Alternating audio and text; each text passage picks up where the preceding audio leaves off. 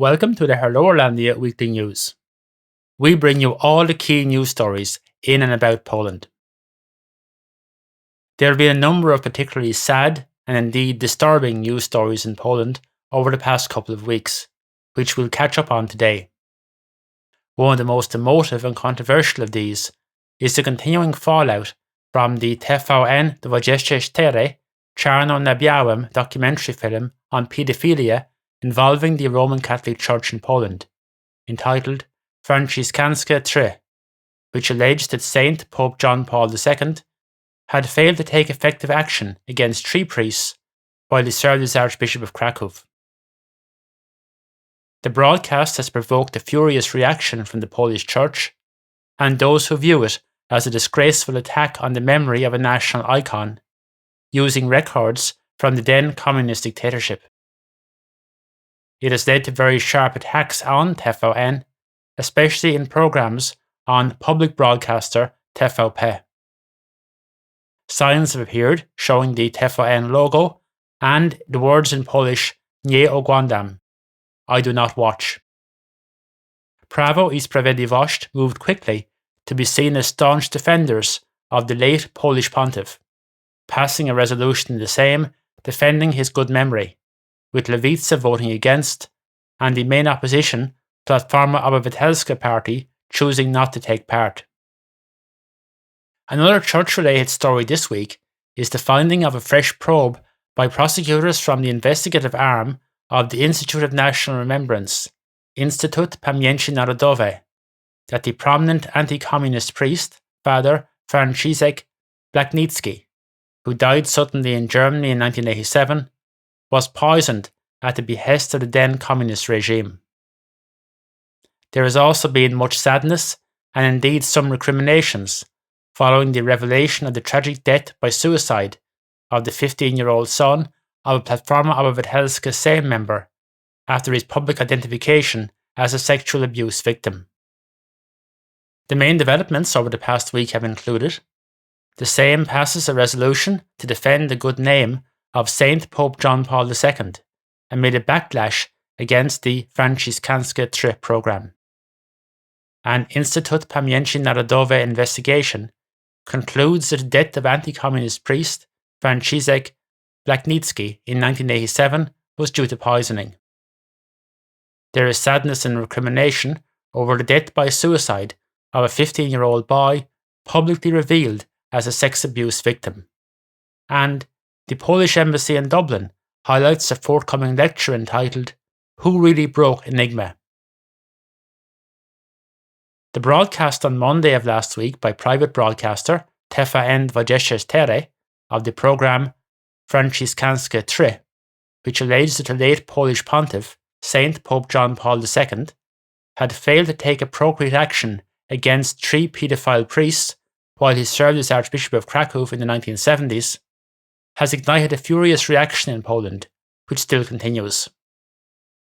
There has been a strong backlash against TVN 24 especially over the programme, with the US ambassador to Poland even being summoned to the Ministry of Foreign Affairs in Warsaw to hear a protest at the action of the subsidiary of Warner Brothers Discovery of the US. Last Thursday, the Sejm passed a resolution introduced by Prawo I Sprawiedliwość to defend the good name of Saint Pope John Paul II.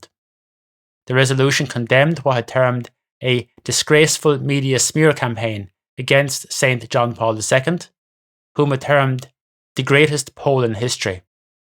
The resolution was passed on a vote of 271 to 43, with many opposition members not participating. On Tuesday, the Justice Minister and Prosecutor General Zbigniew Ziobro announced the results of a 3-year fresh probe by the investigative branch of the Instytut Pamięci Narodowej into the cause of the sudden death in Germany in 1987 of the prominent anti-communist priest Father Franciszek Blachnicki. Ziobro commented bluntly that the investigation has established beyond any doubt that Father Blachnicki was murdered. He was poisoned. The collected evidence and new statements from witnesses allows us to conclude that Father Blachnicki became another victim of the communist system. speaking alongside the minister, the chairman of the Institute of National Remembrance, said that, "Today, we know that Father Franciszek Blachnicki was murdered on the 27th of February 1987 after his close circle was penetrated by two determined, treacherous and experienced operatives of communist intelligence." Surviving the Second World War despite being sentenced to death by the Germans in March 1942, with the sentence later commuted to 10 years imprisonment, Blachnicki had converted to Catholicism while awaiting execution, and became a priest after the end of the war. He subsequently founded the so-called Light Life movement, the Catholic renewal organisation also known as the Oasis movement, which is now active worldwide in more than 30 countries. Blachnicki settled in Germany following the imposition of martial law, but in 1983, Poland's communist regime issued an arrest warrant, accusing him of acting against the interests of the Polish People's Republic. His sudden death at the age of 65 was viewed as suspicious from the outset. You're listening to the Hello Irlandia Weekly News. There has been much sadness and indeed recrimination in Poland over the revelation of the death by suicide of 15-year-old Mikołaj Felix on the 17th of February. His mother Magdalena is a Platforma Obywatelska Sejm member. He had faced online harassment after his identity as the victim of sexual abuse at the hands of a prominent Platforma Obywatelska activist became public knowledge. His abuser had been sentenced to 10 years imprisonment, with the individuals involved not publicly named to protect the identity of the victim. However, last December, the editor-in-chief of Radio Szczecin published an article saying the victims were children of a famous female member of the Sejm, and disclosed their ages. He also claimed on the TVP Info news channel that the case was kept silent because it concerned circles within Platforma Obywatelska. TVP Info and Radio Szczecin have both defended themselves, with TVP Info maintaining that another Platforma Obywatelska Sejm member had been the first to disclose the sensitive information. The prosecutor's office in Szczecin has opened an investigation into the death. Prime Minister Mateusz Morawiecki urged people not to politicise this terrible tragedy. Inflation in Poland is remaining stubbornly high, despite official predictions that it would fall significantly in the course of this year. On Wednesday, Główny Urząd Statystyczny (GUS), or Statistics Poland, reported in a flash estimate that the annual rate of inflation actually increased in February to 18.4% from 17.2% in January. In December 2022, the inflation rate stood at 16.6%. The figure was slightly lower than that expected by most economic forecasters. Last Friday, the Narodowy Bank Polski, Poland's central bank, said in its latest inflation report that inflation would average 11.9% in 2023 as a whole, before falling sharply to 5.7% in 2024 and 3.5% in 2025. The bank's Monetary Policy Council has left its key reference interest rate unchanged at 6.75%. Speaking during an interview published on Tuesday, Infrastructure Minister Andrzej Adamczyk said that Poland is against the EU Commission's proposal for the new Euro 7 emission standards for motor vehicles, saying it would drive up the costs of producing cars and lorries. On Monday, Adamczyk had held talks in Strasbourg with fellow transport ministers from Czechia, Germany and Italy, with counterparts from Hungary, Portugal, Romania and Slovakia joining remotely. Member states are due to commence negotiations on the proposed Euro 7 standards later this year, which officials claim are intended to reduce emission limits. Adamczyk commented that, "We are concerned by the proposed new Euro 7 standards. They are a product of very high ambitions of EU officials and groups in the European Parliament, who are pushing for measures that are not aligned with reality."